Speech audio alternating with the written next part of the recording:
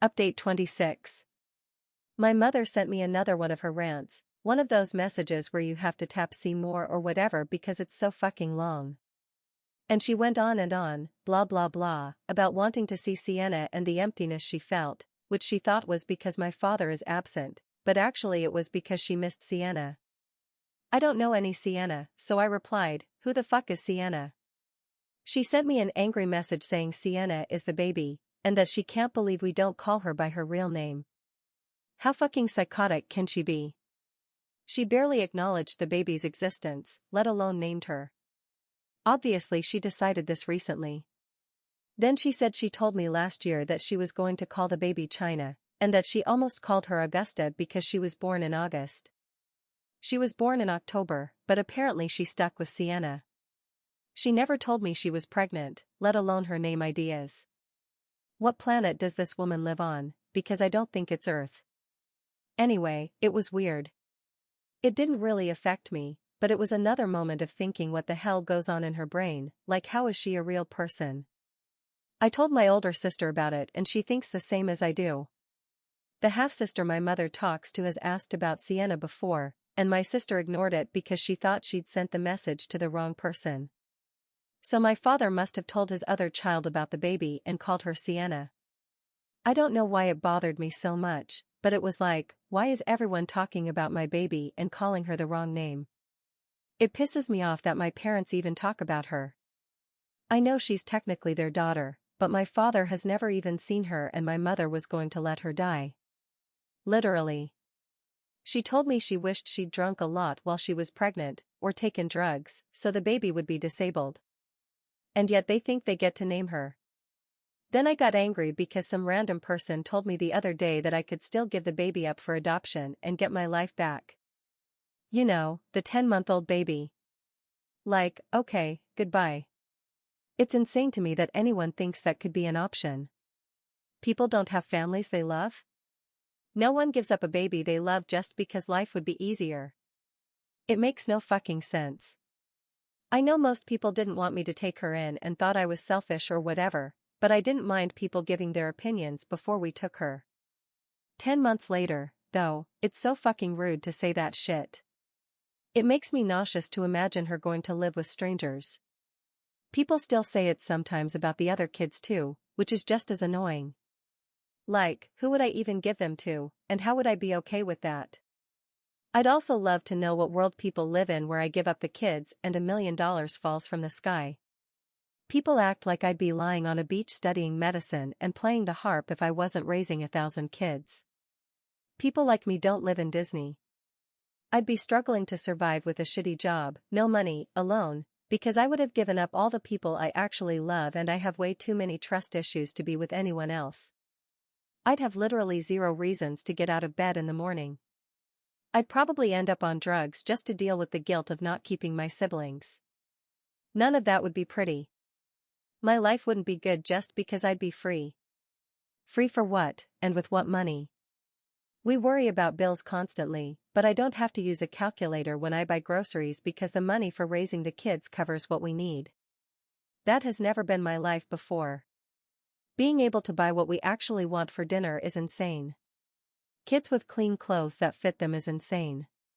Kids with lunch food is insane. I always say if Mini-Me went to school with my siblings now, she'd think they were rich. I can't walk around complaining about my life because it would be insulting to my younger self. I'm about to give the baby avocado. Avocado. We are not avocado people. That's rich people shit. The baby has never had diaper rash, has never been hit or pinched or anything, and she's the biggest 10-month-old our family has ever had. And she's the smallest 10-month-old at baby yoga. Yes, she goes to baby yoga. She eats avocado and goes to baby yoga. That is not even remotely the planet the rest of us grew up on. It's another universe. The rest of the kids are completely different people than they were 18 months ago. Almost every day, one of them does or says something that makes me insanely proud, even if it's a tiny thing that normal people would think is nothing. Like the 13-year-old came to check on me yesterday morning to make sure I was still in the house when he woke up, then just turned on the TV. Stuff like that makes me happy. Obviously some days are terrible, and kids can be the most annoying people on earth sometimes, but overall things are okay. I don't want to be free of them, because it's not like they'd disappear from my head. I'd be completely fucked if they weren't here and I was constantly wondering how they were doing. At least now I can see them and yell at them while they fight instead of rotting alone thinking about them fighting. School holidays basically mean I'm a referee, and they love playing mind games with me, acting like they want to kill each other 1 minute and are best friends the next. Super fun. But I still wouldn't give them up if anyone ever thought to tell me to go be free and live my own life. This is my life and there's no escape, lol. I don't need to lie around thinking of reasons to get up in the morning, because I have a baby who wakes me up crushing my face and laughing for no reason at 5 a.m.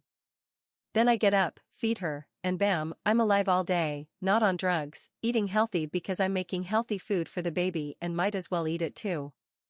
There's no time to rot or think about my horrible parents being trash. Update 27. We survived the school holidays, with lots of fights, lots of movies, one kid who became a hairdresser and cut her own hair and said she didn't do it, and a trip to the ER. The 10-year-old had a bad bike accident and had so many different cuts that I didn't feel safe dealing with them myself. Honestly, I almost threw up trying, and I'm not even that squeamish. She was crying so hard about the pain in her wrist that I thought it was broken. She threw up and I knew we needed professionals because this was too much.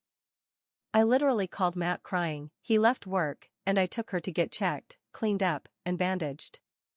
She had to get an X-ray, but it wasn't broken, thankfully. She wanted Matt to take her, but when I suggested it the screaming was like, okay, I guess I'll go. The nurse told her no bike riding without shoes, which was fair because I've told her that 1,000 times. Literally that day I told her to put on shoes before going out, she said okay and immediately took them off.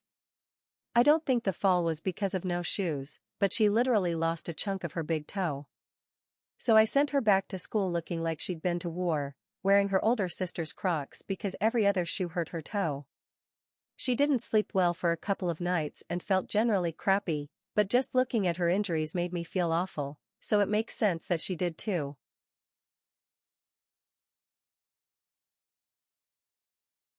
And the second worst thing about the holidays, Matt punished my little brother without consulting me, and I was so mad because who the hell wants a 13-year-old in the house 24/7 being as irritating as possible, so you'll let him go out.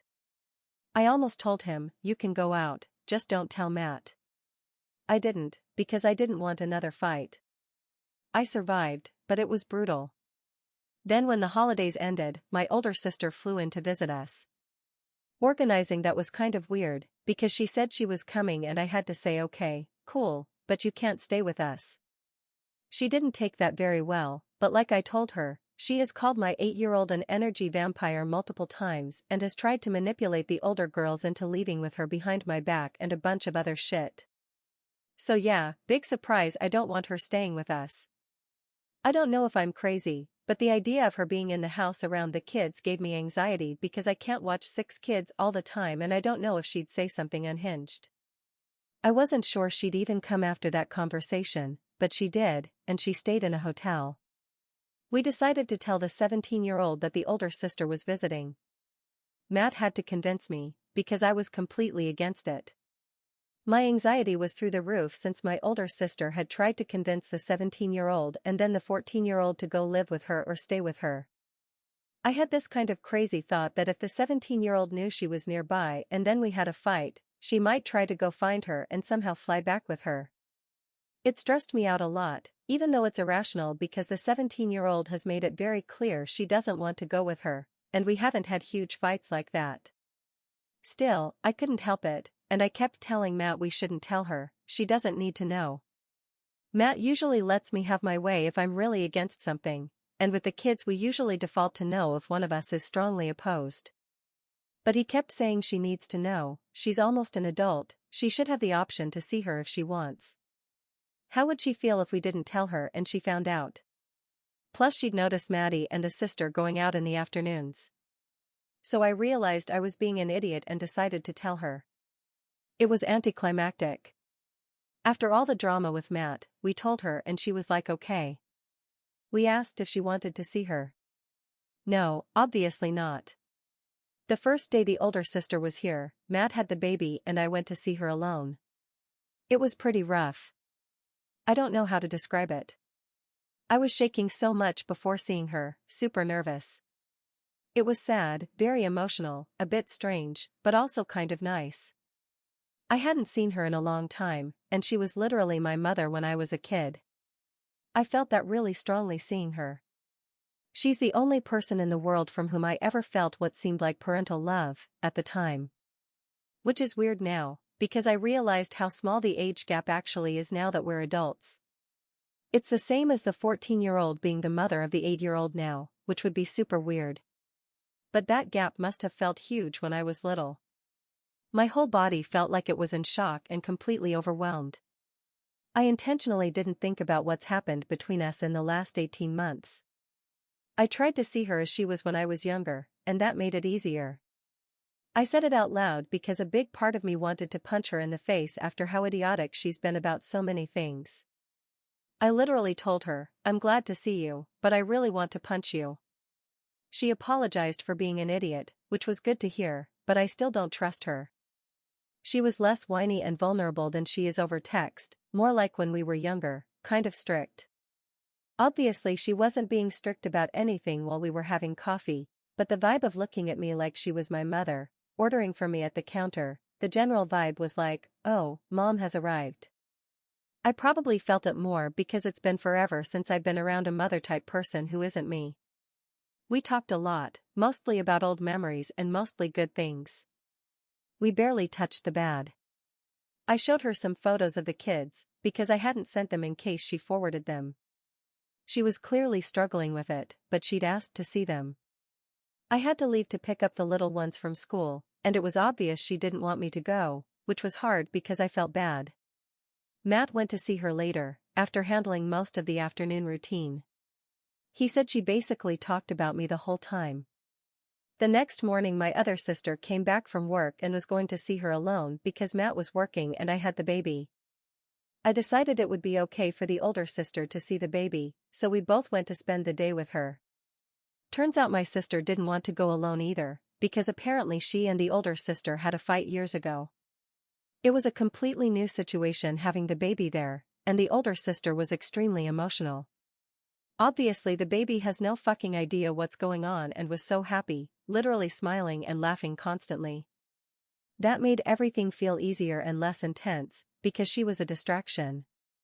It was strange sitting there with my sisters in their 20s and our 10-month-old sister with us. Normally I only think of her as my baby now, but being there it was weird to think she's equally all of our sister and not just mine. I don't know why it really hit me then, because it's the same when she's with me and Maddie, but it felt different. We saw her a couple more times that week, alternating depending on who needed to stay with the kids. Mostly I saw her while the kids were at school, and then someone else saw her in the afternoon, because the kid chaos didn't stop while she was here. With everything being so chaotic lately, I didn't want to cause a meltdown by leaving in the afternoons. The 14-year-old has been testing limits, and Matt isn't comfortable dealing with her because she completely falls apart if he tries to be the dad, so it's easier for me to handle it. The 13-year-old has been a bit unstable for a few weeks, since I had to take the youngest to the hospital at night and he woke up without me in the house and panicked, thinking I'd left. We still have nighttime tears and general anxiety. If I'm out, the 10-year-old gets sad if I'm not there to put her to bed when I'm home, let alone if I were actually out. After the accident she's even more clingy. And the 8-year-old is the 8-year-old, she's never happy unless she's glued to me. On top of that, coming back from holidays means readjusting to school again, which is always really hard for her. Every night at bedtime she cries because she doesn't want to go to school, and she sleeps badly again. Not to mention the baby being in her Velcro era. So me going out in the evenings is not a good idea. My sister doesn't understand that, but that's how it is. She kept saying let's have dinner, and I was like, you can go have dinner with my sister.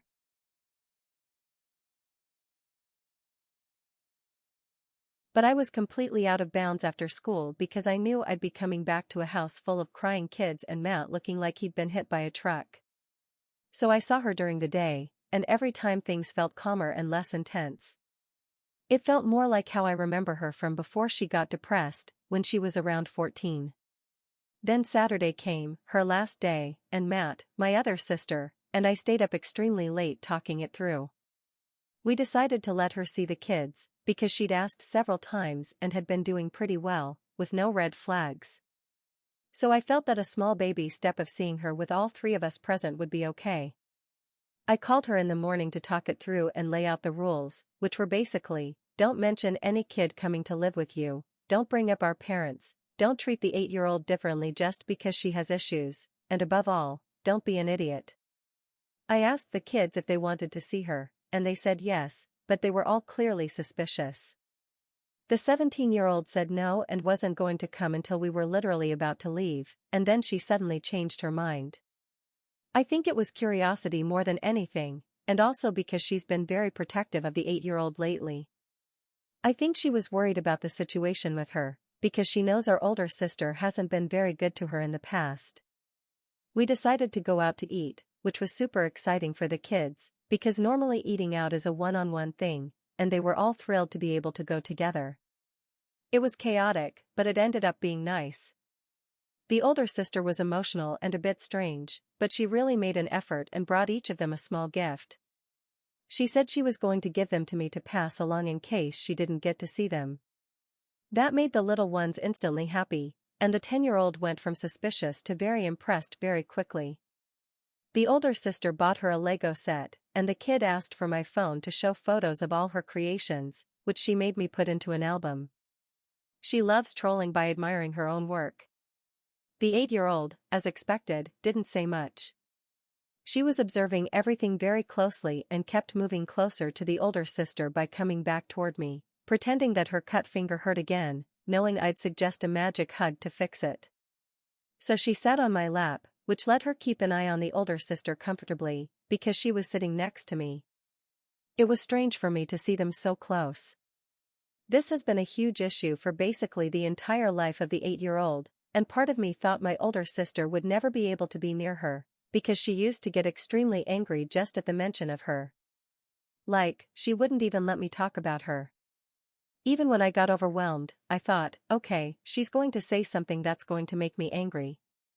But she didn't, and everything was fine.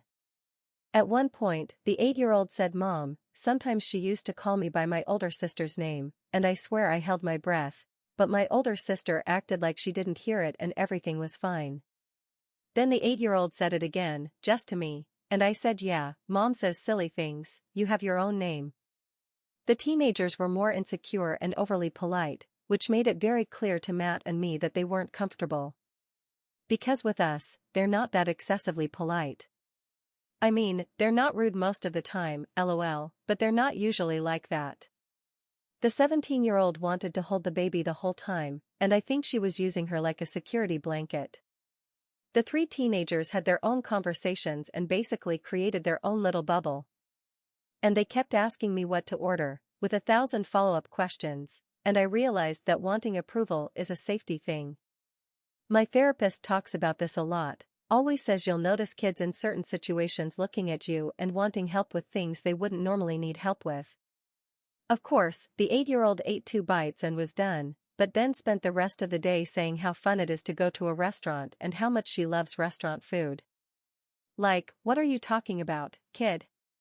You barely touched it.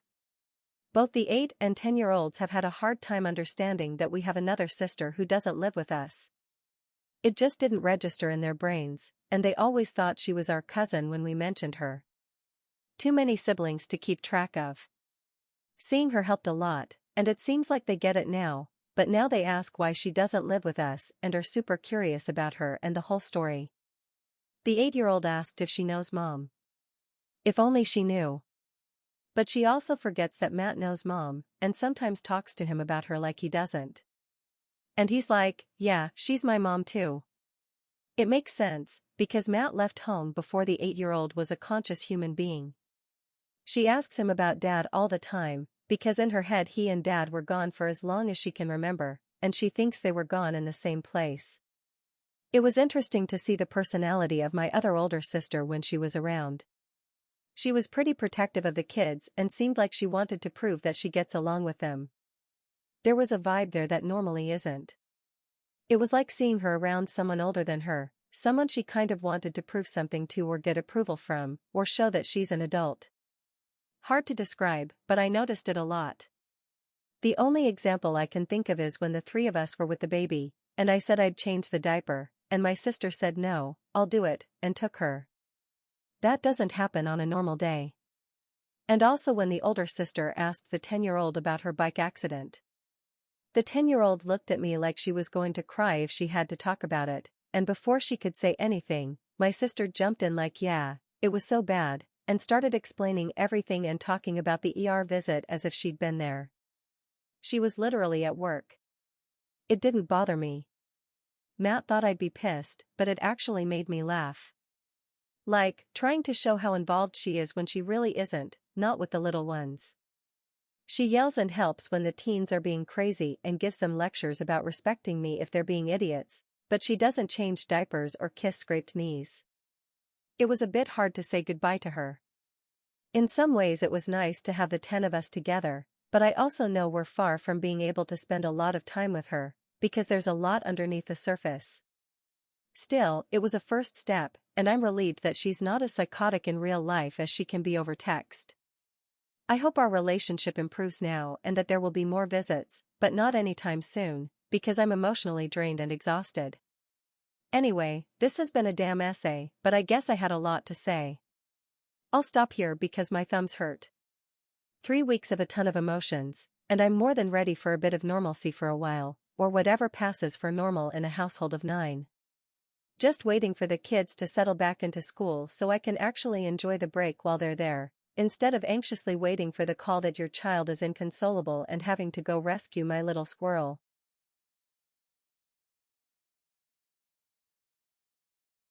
Yes, she's in a bad mood right now, and I can predict that she's going to throw that baby across the room, that kind of thing. With my mother, we thought she'd stay in bed all day, and the next second she was already up, dressed, and hitting someone somehow. With everything horrible that happened, the first thing that truly terrified me and affected me deeply was when my older sister left. My father left, and my mother basically screamed at me daily to get rid of my younger sister, who was a tiny baby. It was like I'd found a stray animal and wanted to keep it, and she was saying, if you want her, you take care of her, constantly. Every time the baby cried or whatever, my mother threatened to leave her outside or screamed at me nonstop to take her away and not bring her back. It was 1,000 times worse than any physical abuse, because I was literally 13, having to keep a baby alive and going into blind panic every time she started crying. It was the most stressful thing in the world. I would lose my peripheral vision and see flashes everywhere that left me basically blind. Apparently stress-induced ocular migraines, I found out last year. But before all that, I honestly think my childhood was okay, not by normal standards, but by our family's standards. I was surviving. It became more stressful when my older sister was around 14 or 15 and became depressed, and I had to take care of her too, because no one else did and my mother had it out for her. But when you look at some of the scars my siblings have, my experience really wasn't that different from theirs, even in the same house. My mother doesn't want any of her children, to be very clear, but she disliked some less than others, and our father stayed after certain births because, in his head, those kids were good enough to keep him around and therefore were good kids. Also, every time my father left, she became very depressed, so obviously the children born during those phases received no care from her. So in order, sister 1, good child because dad stayed a couple of years, probably received more abuse from dad than from mom. Mom disliked her more and more as she grew and became more problematic. Now she's hated, replaced, and doesn't exist to my mother. Sister 2, good as a little kid, mom stopped being a fan when she grew up and refused to take care of the younger ones, rebellious and with attitude. I literally remember her telling them she didn't care if they hit her, and she must have been under 10. Matt, bad kid, dad left while mom was pregnant or right after birth, mom furious with him from day one, probably used him as a punching bag because she couldn't do anything to my father, and a boy equals mini dad. My father was also extra harsh with him when he was around because he's a boy, so he had it rough. Me, bad in a gray zone. I don't think my father was present beyond the very beginning of the pregnancy, so maybe she was already past the worst of her rage and depression before I was born. She basically forgot about me and let Sister 1 take care of me, but didn't make an effort to hurt me when I was little. Sister 3, the 17-year-old, similar vibes to me. The older sister was her mother. I've heard my father came and went more regularly when she was born, so my mother probably didn't fall into her usual massive depression and neglect. And again, she didn't have that uncontrollable rage toward her. She didn't hate Mom as much and was angry because I made her leave, until the baby last year, when she had a personality shift and now thinks Mom is an evil witch. Now we're kind of friends and she's not very problematic most of the time. She has issues, obviously, but she's not as difficult as I expected.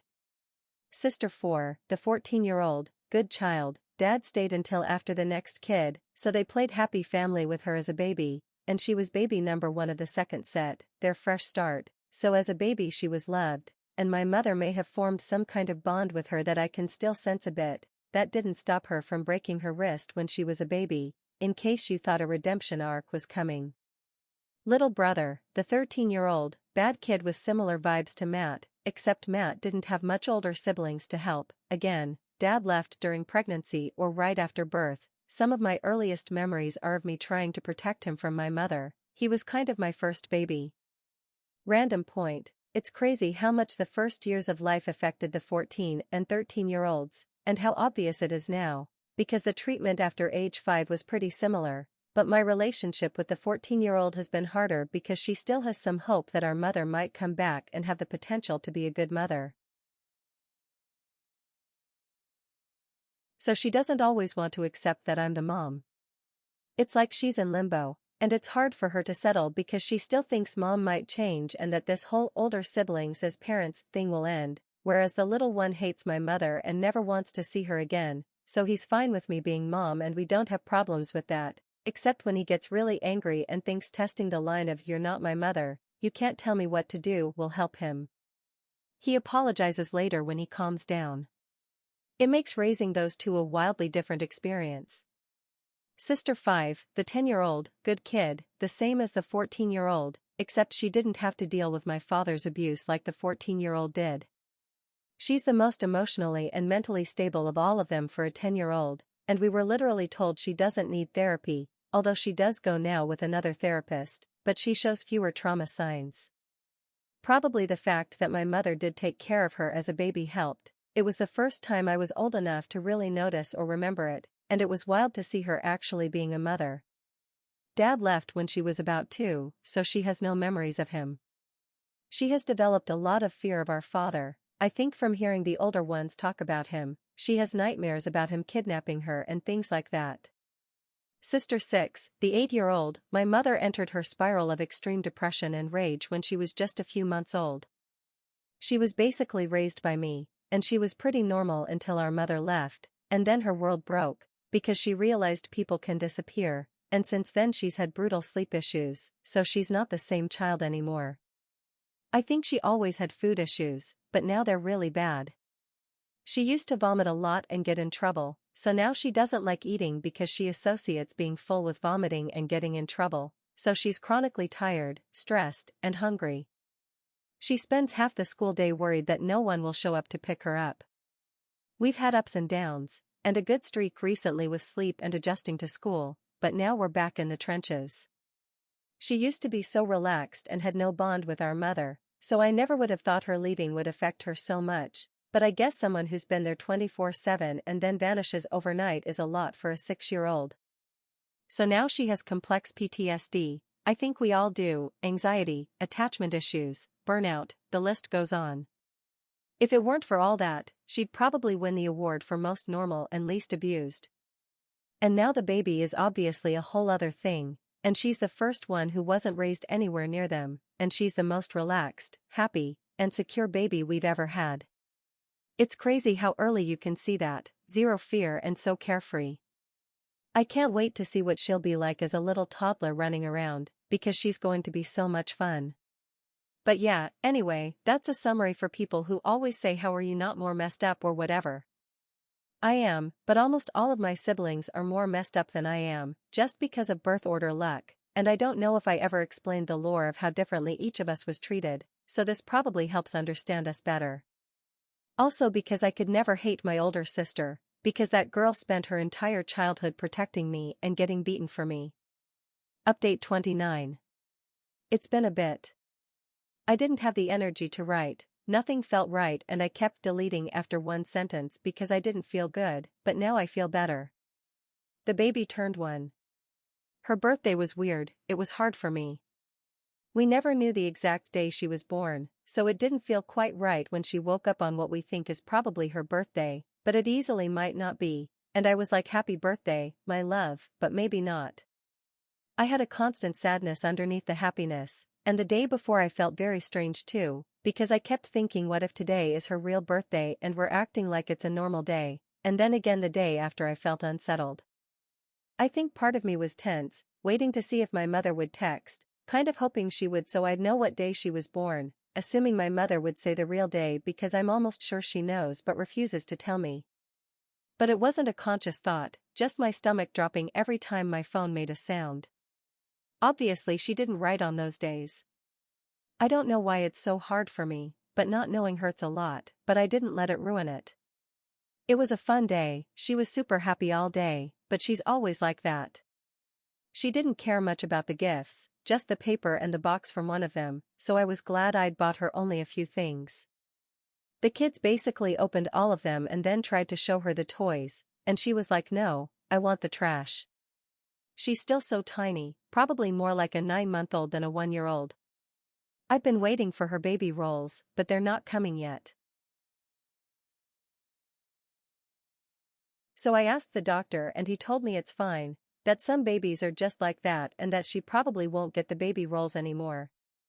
On the plus side, I can still carry her super comfortably because she weighs almost nothing. I put her in the carrier and she falls asleep instantly, so it literally saves my life. I don't think she'll walk for ages, she barely crawls, but she's trying to talk and I don't think it'll take long. She babbles basically all the time, says mama mama mama all day, and she was trying to sing happy birthday with us. The others were super sweet at first and loved celebrating her birthday, then they started fighting over her because apparently everyone had to hold her before school. Getting out of the house in the morning is already hard, but trying to fit in birthday gifts and then everyone insisting on holding the baby instead of brushing teeth, putting on shoes, or getting dressed was not fun.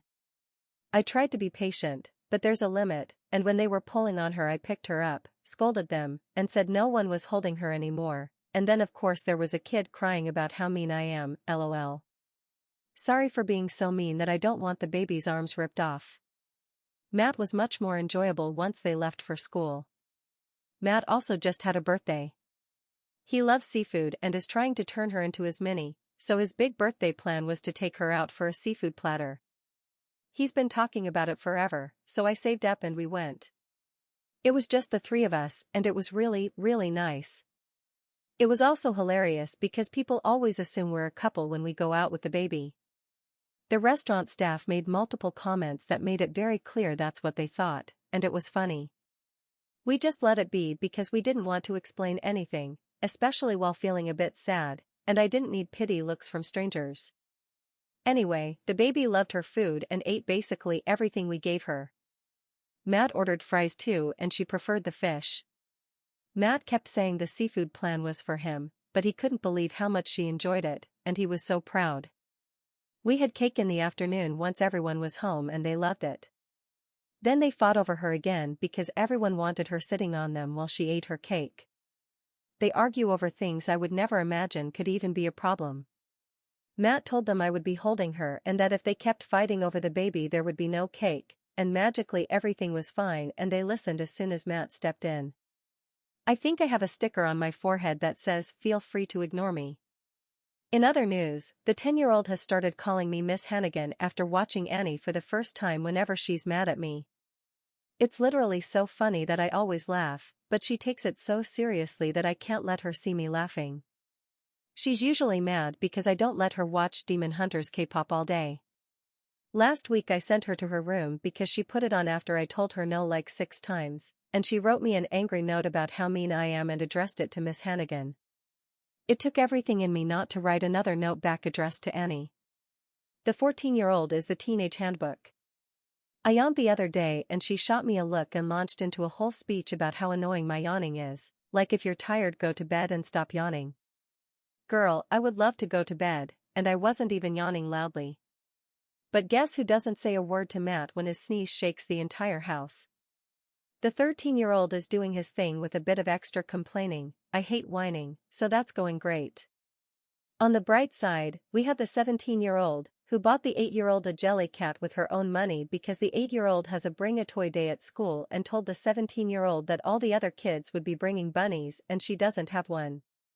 She asked if the 17-year-old could get her a photo of a bunny and she'd bring that and say she left it at our old house so she couldn't bring it. I had no idea any of this was happening until the 17-year-old gave her the bunny and I asked what it was. She's so good, I love her. I tried to give her the money back but she said no, she wanted to buy it herself and didn't want me to pay her back because then it wouldn't be her gift anymore. And then there's the 8-year-old, who is always in my good bad books because she's wonderfully naughty, repeat, but she also keeps me eternally worried. She's doing a tiny bit better with food, not enough for me to relax, but enough that it looks like we'll avoid a feeding tube, which is incredible. We just have to keep improving. She slept well 3 nights in a row recently and wow, a completely different child. It makes me sad to think how she'd be all the time if she could just sleep most nights. Lately it's been getting to 11 p.m. before she falls asleep, and then she wakes up a couple of times. I have a monitor next to her bed so I can hear her if she starts moving and go in before she wakes the others, but one night I forgot to turn it on and then they were all awake at 3 in the morning because she had a nightmare and was crying.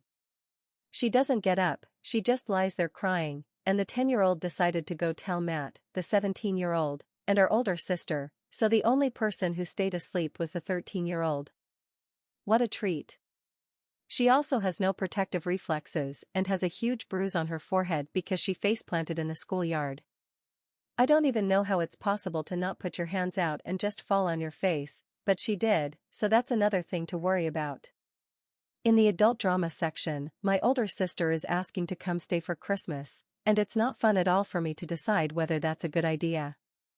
Half of me feels too bad saying no because she'd be spending Christmas alone, the other half knows our Christmas is not a happy family movie scene, it's already full of emotional kids, not great behavior, stress, etc., and adding a potentially unstable older sister might not be a good idea. But then I feel bad because she was pretty good when we saw her. It feels cruel to say the 9 of us will be together at Christmas and you can't come. If I could, I'd delete Christmas. I don't have the energy. It's so hard trying to give them a nice Christmas when it's tainted by my mother's shadow. My grandmother wants us to move back in with her, she asks almost every week and won't shut up about being lonely, but then I found out that one of my cousins lives there and my mother is still there. My grandmother also keeps repeating that my mother needs the baby back because she's depressed without her and it's unnatural to be separated from a small baby, like are you fucking kidding me? She's the one who left. I didn't rip the baby out of her arms. So much delusion it's almost funny.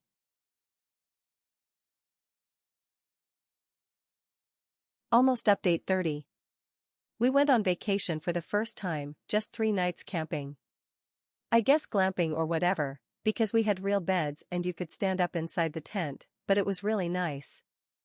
There was a pool, so the kids were in heaven. I expected it to be a huge pain in the ass for Matt and for me, and I was thinking, well, it's for the kids, we'll survive 3 days so they can enjoy it, but we actually enjoyed it too. Surprisingly relaxing, and the teenagers were happy the entire time, which I absolutely did not expect. We put the baby in the pool and it was so much fun, she loved it. The rest was mostly easy, though there was some stress.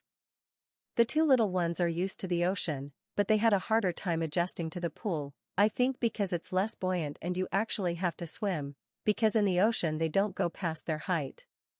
The 8-year-old especially struggled, but she didn't want floaties, and Matt was like, it's fine and it's good for her to improve her swimming, we just won't let them go in alone. Today we had a mini argument because he told me to change my Instagram algorithm so it would stop showing me stories of kids drowning because it's making me paranoid, and I was like, no, worrying about kids who aren't expert swimmers in a pool is not paranoia, it would be weird if I wasn't worried. The teenagers turned out to be super helpful and behaved really well, making sure the little ones were okay. They'd improved so much and were super proud of themselves. Basically, they just wanted to be in the pool, but we did a couple of outings and went to the beach, which was really nice. We taught them card games. The 8-year-old was very much in explore mode and wanted to walk around and look at everything, and we came back with a bag full of sticks, stones, and shells that she absolutely could not leave behind. It was a fun trip and definitely worth the packing and unpacking, the travel, and the first night of changing beds and crying over who slept where. When we got home, everything was nice and happy for one day, and then an innocent conversation about Christmas caused literally days of weirdness, and it was not a good time.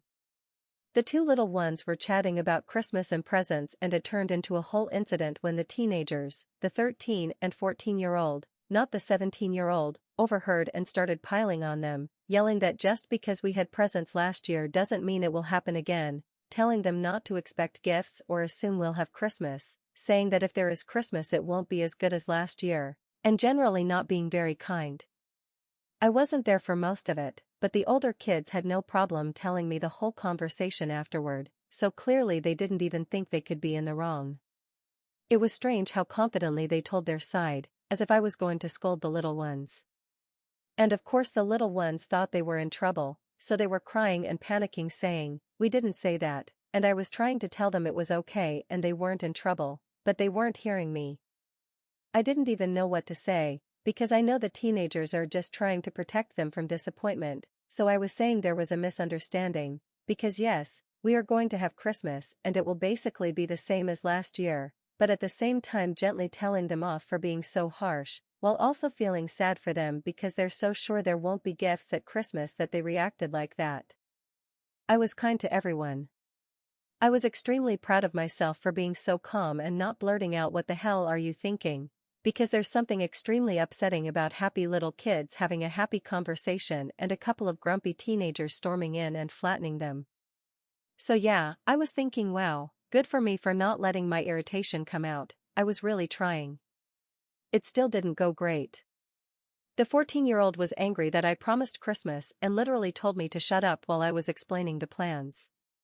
That hurt the 10-year-old a lot, who has suddenly become my number one protector, and if she's upset it's almost guaranteed the 8-year-old will be too, because she watches her closely for cues. The 14-year-old said I couldn't say those things because I don't know what might happen by then, Mom could come back and wouldn't get us gifts, and that turned into another back and forth with her about that. We went back to saying that Mom doesn't know where we are and we will have Christmas here, just us, with gifts like last year. Hi, okay. There is a 0.0000001% chance that we could end up back at Grandma's house with Mom for Christmas, and if that happened, I would still be there and I would still get gifts. Obviously it's not going to happen, but she never accepts that, so I had to give up. I almost laughed when I said, "No matter what happens I'll be there and I'll bring gifts," and she stared straight at me and said, "You could die by then, but okay." Things were tense for a few days and behavior wasn't great. It was basically like right before Christmas, everyone irritable and anxious while I was dealing with multiple kids all on different emotional roller coasters, and literally we couldn't do anything because at least one of them was about to lose it at any given moment. So we basically stayed home and spent the days managing emotions and fights. I realized the 8-year-old thought she would get exactly the same gifts again, because she said, "Maybe this year my hippo gift will be a different color so it's not exactly the same." It didn't click for me until she mentioned other things from last year and getting them again, and I was like, "Kid, you know you can ask for different things, right?" And she was like, "How?" Then she asked me if she was going to have another birthday next year. Then she got sad because she has never celebrated Mom's birthday with her and said that one day, when Mom is better, we'll do a one-on-one birthday party for her. Our mother has literally gone to parties with her friends on her birthday plenty of times. I don't remember which night it was, but I put her to bed and she was extremely emotional and difficult, and I knew I was in for a night of lots of wake-ups. When she finally fell asleep, I had to go pick up the 17-year-old from a friend's house. Of course the 8-year-old sensed it the second I put my damn shoes on. She was awake and wasn't going to let me leave without her. Matt was already asleep, so she came with me on a little midnight adventure and had the best time.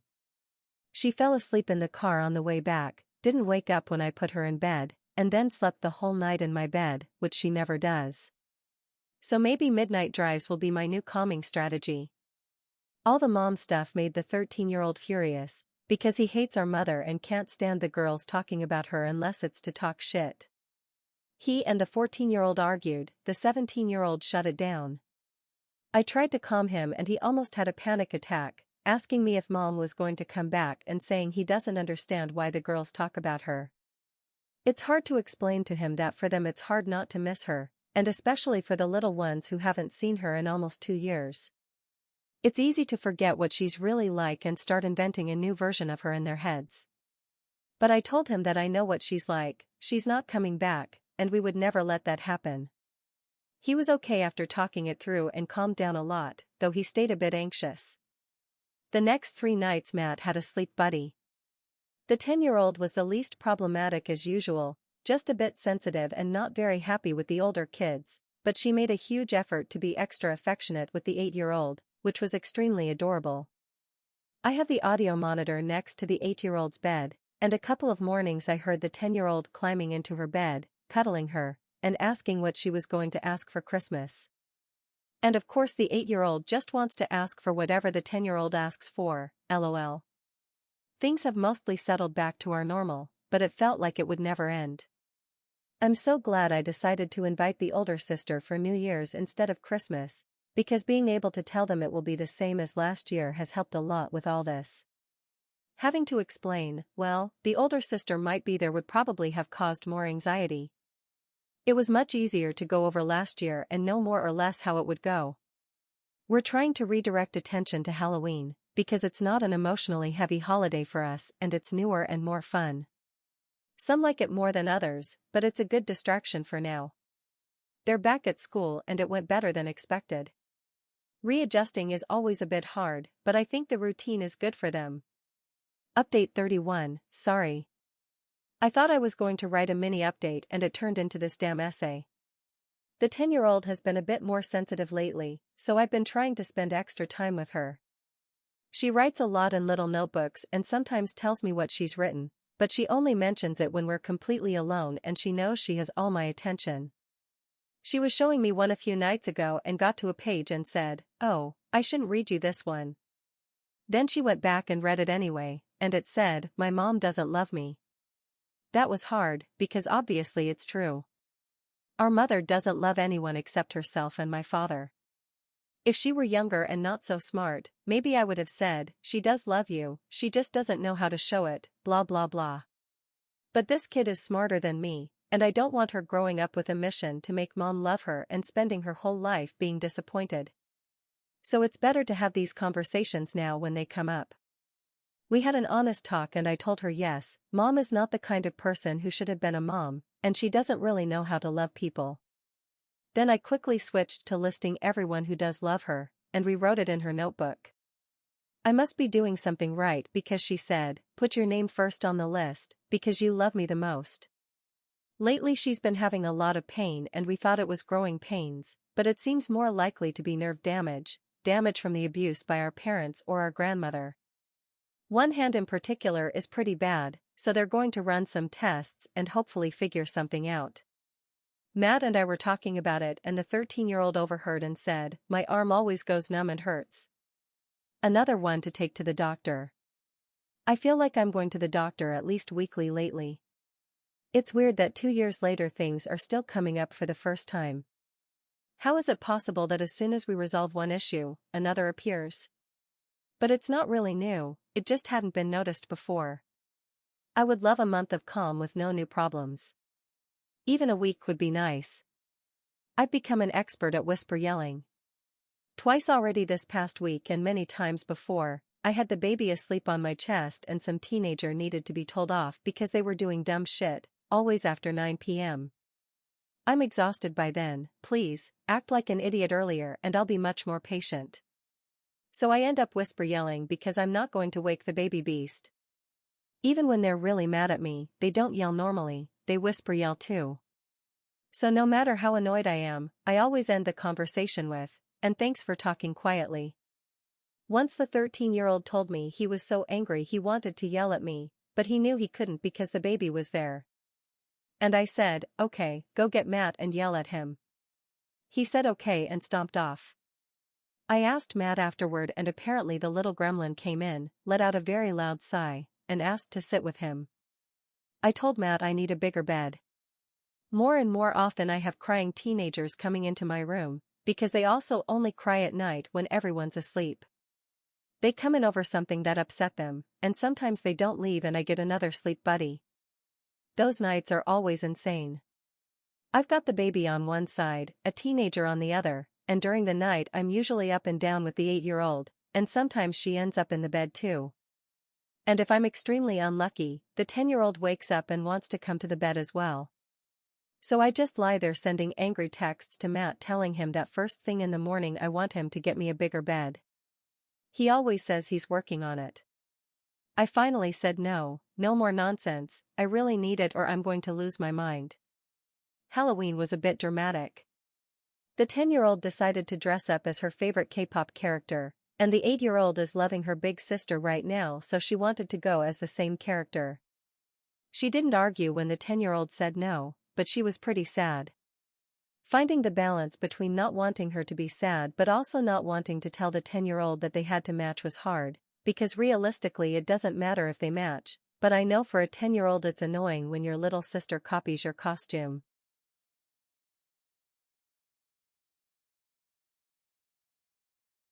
So I didn't want to tell her that she had to let her, and I already knew that if I did, she could become resentful again.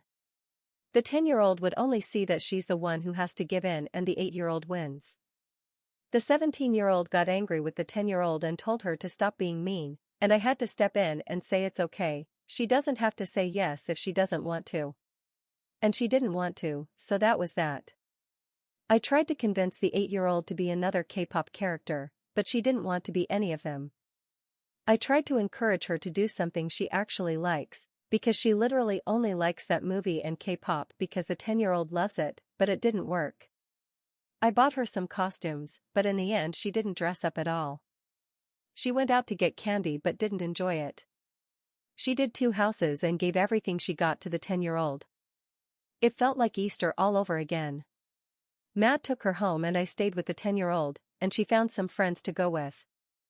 And I was literally trying not to cry, because I felt so bad that the 8-year-old wasn't enjoying herself.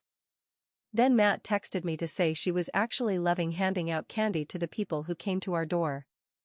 She was sitting on the floor, pressed up against the door with the bowl of candy, waiting for someone to knock. On the way home I asked a few people to come by our house because Matt said she was waiting and no one had knocked for a while. When I got home I was so happy to see her wearing a witch hat, because she was finally enjoying herself. So now we know for next year, she wants to stay at the door handing out candy. We had leftovers, and I told her she could leave them outside so the Halloween ghost would take them and maybe leave her a toy, because I'd already bought her a little gift just in case she didn't want candy. She said no, we have to save them in case more people knock on the door. I told her no, because Halloween is over and not many people knock on our door anyway, so I guess the mailman and salespeople are getting candy for the next few weeks. I convinced her to leave one candy out and swapped that for her little gift, and she was really happy with that. I love it when she's happy and enjoying being a kid. I can't wait for summer, when she'll have so much time without school and can relax and enjoy herself instead of crying and being stressed every day. If I were smarter, I would literally homeschool her just so she wouldn't be crying constantly because of school.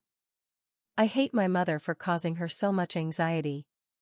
The only positive thing with her is that she's been eating dinner. I feel like I'm winning because she eats one meal. Feeding therapy has been going well and she's made real progress, so I'm grateful for that at least. We were told to involve her in cooking, which sometimes she likes, but usually she says, well, you can do it and I'll watch. If I tell her I need help, she says there are lots of older people who can help you more than me, and then she goes around the house telling everyone else to help me. She also threw up on me last week. I love her so much. The 13-year-old loved Halloween and had the best time ever. He went to his friend's party, dressed up as some kind of Avatar character. The 14-year-old ended up invited to the same party, which was fine because I like it when they're together at places so they can keep an eye on each other. I knew they had a great time when they got in the car and wouldn't stop talking to me, but they only talk about what they want. If I ask a question, the conversation dies immediately, so I just let them talk and I nod and say wow and that's great. The mom who hosted the party is one of those people where you can tell she has her life together and knows how to throw a good party, but she's also not the kind of mom where I'd worry that she wouldn't know what the kids were doing and they'd end up drinking or something. The 14-year-old often asks if she's allowed to drink yet, and I say no, but I worry she might do it secretly, so I like her being at parties like that where I don't have to stress. The 17-year-old didn't want to drink, and apparently her friends didn't either, so they had a scary movie night and then she brought a friend home to sleep over afterward. That completely shocked me when she asked, because I didn't think she'd want her friends in our chaotic house, but the friend was really sweet and played with the little girls in the morning, and pretended to be someone coming for candy like 3 times for the 8-year-old. So she can come over anytime. The 17-year-old turns 18 next week, and I've been trying to get her to tell me what she wants as a gift, and she keeps saying to save the money for Christmas for the little kids, and that she has a job now so whatever she wants she can save up for herself. Obviously I'm not listening to her, and I've told her that's not the point of gifts. I'll probably get her some jewelry and a couple of vouchers, because if I choose specific things she might not like them but will pretend she does. The 14-year-old has been the drama lately. Most of the time she's fine, but when she's not, it's big and it drags on. She got told off for something fairly minor and it turned into being grounded because she was so angry and wanted to do the exact opposite of everything we said just because she was mad about being in trouble. I'm not going to let her go out if she doesn't want to follow any rules, because that's how I end up driving around looking for her at midnight. Deep down, staying out late would scare her, but she'd do it just to piss me off, so I'm not risking it. Being grounded didn't go over well, and she's been so stubborn lately that she can't say sorry. I think it took more than a week from the initial issue to get back to something like normal, when it should have been a 5-minute conversation and then done. She hates being wrong. So she can't admit that she fucked up. This happens when you're dealing with kids who are used to being hit until they apologize. She doesn't know how to resolve conflict or use her voice in a productive way. Obviously she's testing us to see when we'll turn violent, and that's why she pushes back so hard. She obviously has a lot of positive qualities, and even when she's a nightmare she's hilarious. She doesn't even think she's being funny, but sometimes I have to walk away in the middle of an argument with her because I need to laugh. Recently I don't remember exactly what I was saying. I think I was telling her that there are things we're not going to negotiate on, and she goes, "No one in this house even has a fully developed frontal lobe, not even you, and you still think you know what you're talking about and want to tell me what to do." She was so serious I had to work really hard not to laugh, and I said, "Sure, but mine is more developed than yours, so it's the best we've got."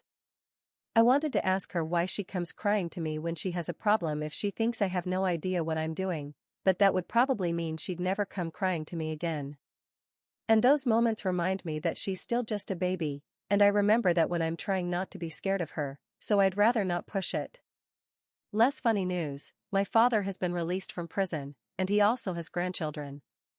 I don't know why this never occurred to me before, because obviously it's not that crazy, since apparently he has a bunch of kids older than us. It's still a total mindfuck. My sister added the half-sister she sometimes talks to on Facebook, and saw that she'd been tagged in a photo of my father with some kids, saying something about being with Grandpa. I don't think they're her kids though, they're probably from his other children.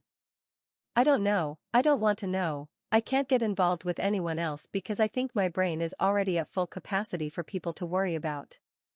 But obviously I'm a tiny bit curious about them, because they're close family, who my mother would apparently still say don't exist. The grandchildren look around 10 or 11 or younger, which is weird, because that means our baby is technically the aunt of people a decade older than her. I wonder if my father is even capable of being remotely pleasant around his grandchildren, but if they take photos together, there must be at least somewhat decent vibes. God, it's so weird, I can't picture it. Anyway, fingers crossed he doesn't find his way back to my mother, although my grandmother said my mother is too old to have more children. I don't believe her, but I'm going to pretend it's true until proven otherwise. The baby has progressed a lot since her birthday. She does that thing where she repeats the last word someone says in a sentence, until we try to get her to say something, and then she won't talk.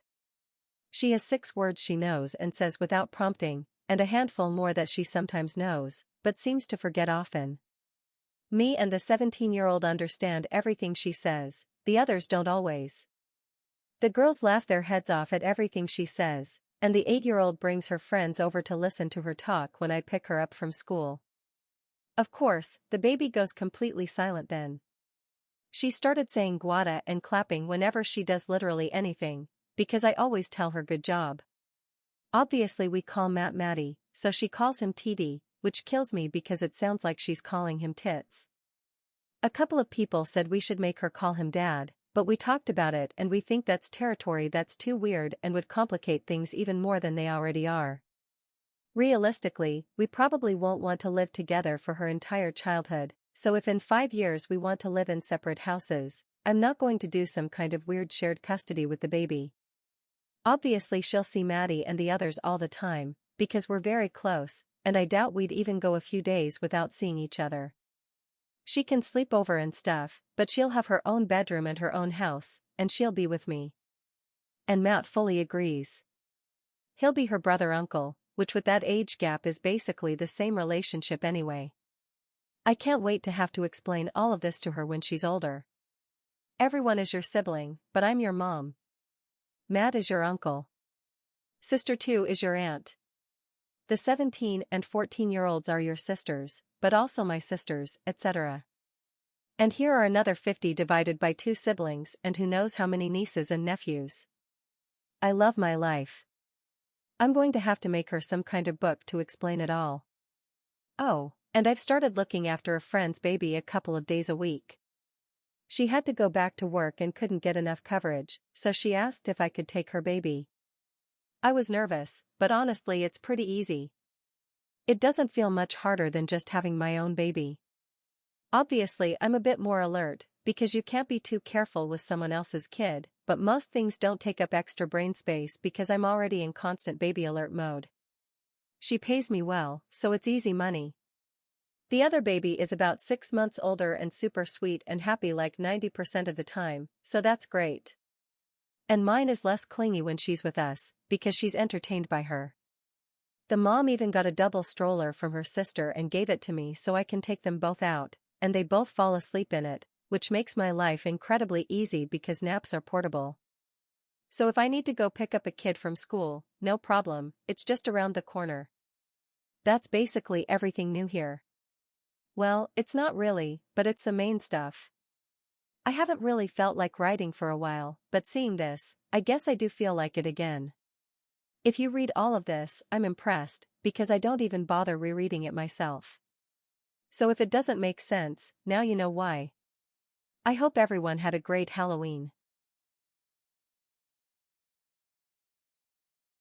Update 32. It's been a hectic week around here.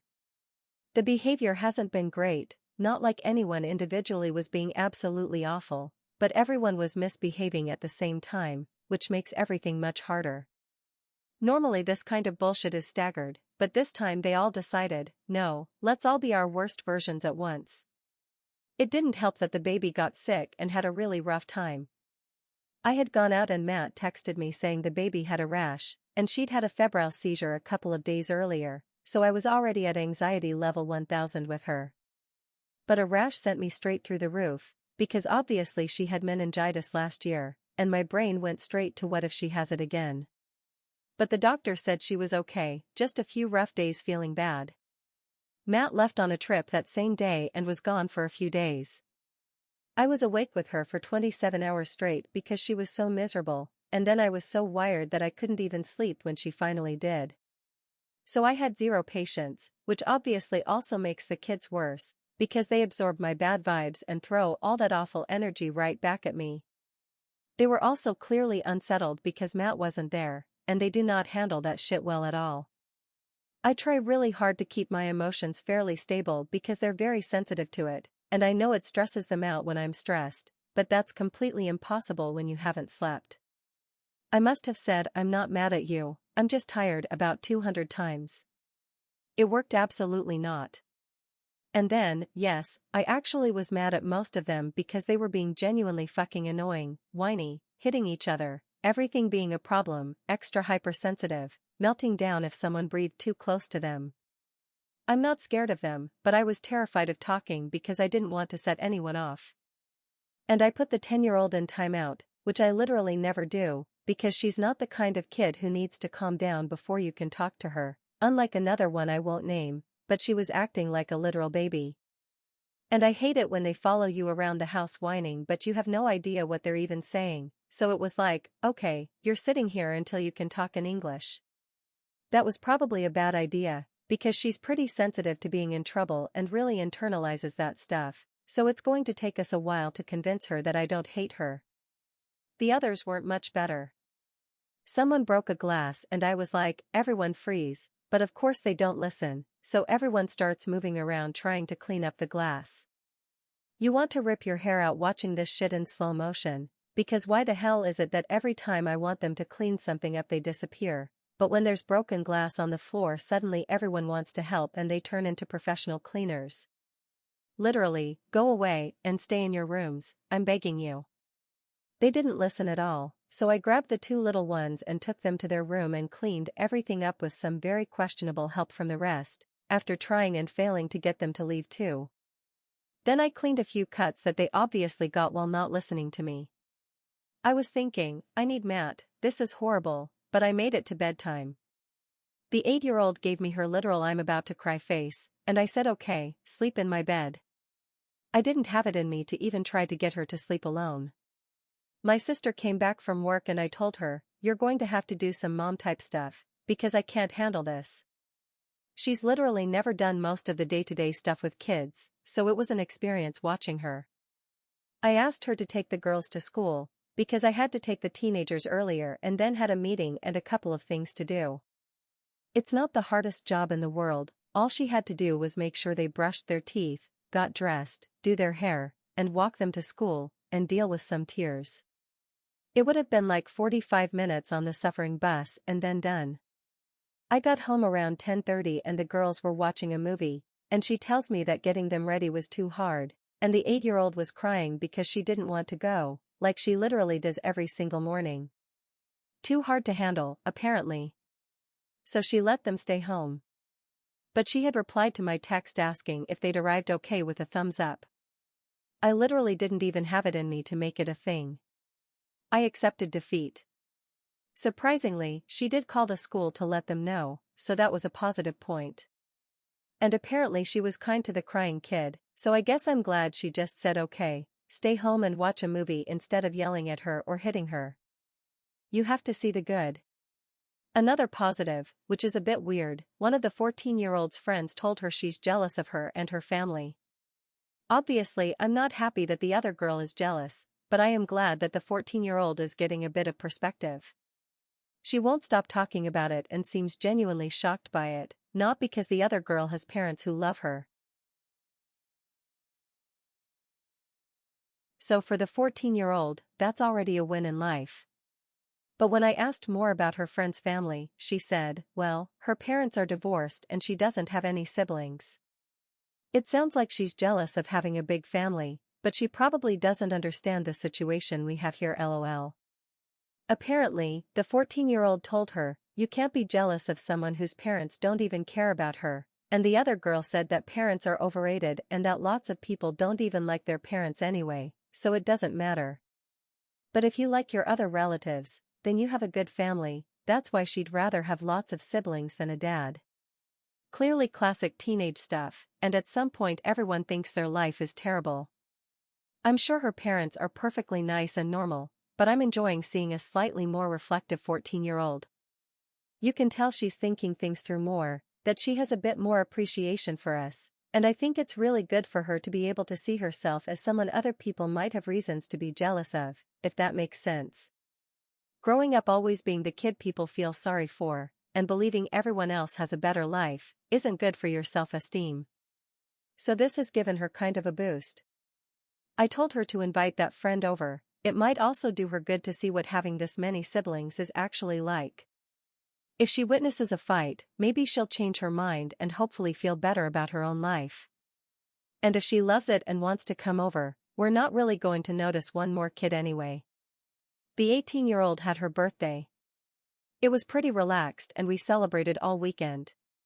She went out to dinner with her friends, and then to dinner with me and our older sister.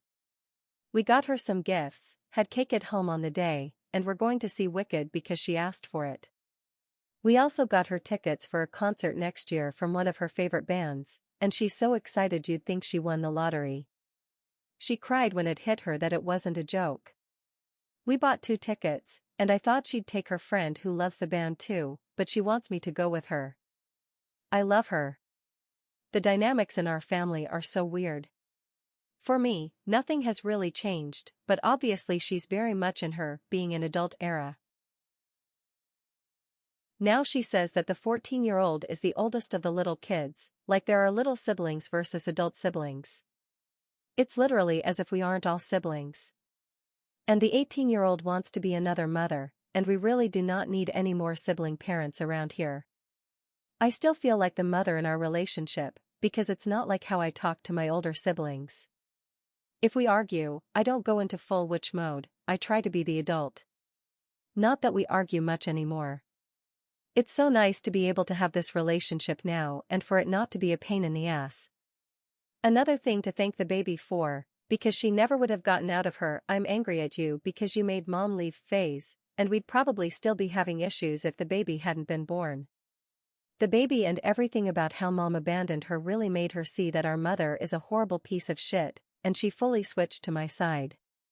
My little brother has been very tired lately, going to sleep at 8 in the evening, or he just puts himself to bed, or falls asleep on the couch or in someone else's bed. I was worried, but the doctor said it's a growth spurt. I'm just waiting for him to wake up 10 centimeters taller, and then hopefully he'll stop falling asleep everywhere, because I won't be able to carry him to bed if he gets much bigger. Right now I can still lift him, but it's hard. I tried to wake him up so he'd walk to bed, but he sleeps like he's dead. He's been worried about where he'll live when he's older. He says he feels like he'll be alone and that he's not smart, so he won't earn enough to pay for somewhere to live. I told him he can live with me or with Matt or with whoever if he needs to, and that he won't be alone, but he just shrugs. He's also definitely smart enough to have a good job. He's about middle of the class in most subjects, and the teachers always say he's doing fine, not amazing, not concerning. He was worried about ending up like our father. He told me he'd been thinking, girls usually end up like their mother, right, and boys end up like their father, I guess. But you're not like mom, so do you think I won't be like dad? The next day he was worried about the baby and came into my room around 1 in the morning to check on her, and then he was worried about something else. Obviously I told his therapist, so they're working on it, and we have daily conversations at home about whatever is worrying him that day, and we talk it through. The therapist thinks that now that things are so settled and everything has been consistent for a long time, his brain goes crazy trying to find something to stress about. I absolutely relate to that, that's exactly what my brain does. He's been behaving a little better since we started talking about it. I think he was stressed and acting out. He's still not great, doesn't listen very well, and he's been driving Matt a bit crazy. But Matt is a bit stricter with him, which is probably in our top 5 argument topics, because it bothers me when he's strict with him over things he doesn't even notice with the girls.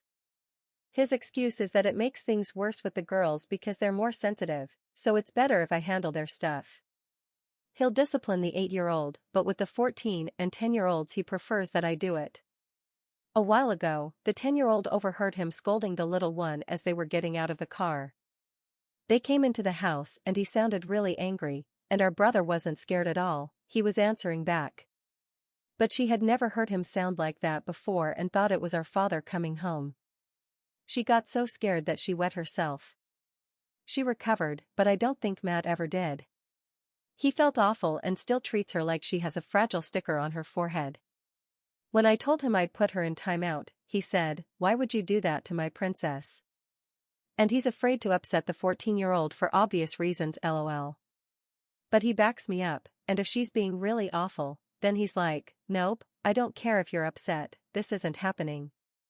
I've been doing some Christmas shopping, and I feel so grateful that this is our life now.